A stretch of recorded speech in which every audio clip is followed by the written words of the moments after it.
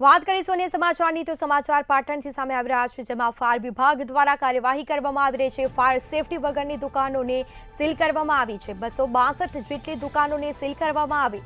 Fire station વિભાગે શહેરમાં કાર્યવાહી કરી છે।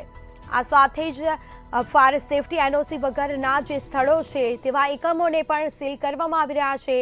કાર્યવાહી કરવામાં આવી છે। નોટિસ આપ્યા બાદ પણ કાર્યવાહી કરવામાં આવી રહી છે।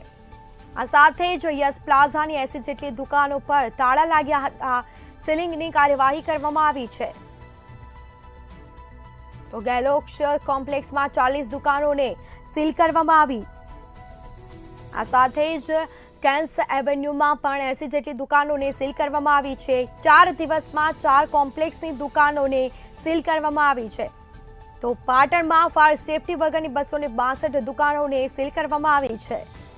દુકાનને સીલ થતા ધંધા વેપાર બંધ થતા અંદાજે 18 કરોડથી વધુનો વેપાર ધંધો ઠપ થયો છે। આ સાથે જ ફાયર સેફટી એનઓસી વગરના જે સ્થળો છે તે સ્થળો પર કાર્યવાહી કરવામાં આવી રહી છે। સીલિંગની કામગીરી કરવામાં આવી રહી છે।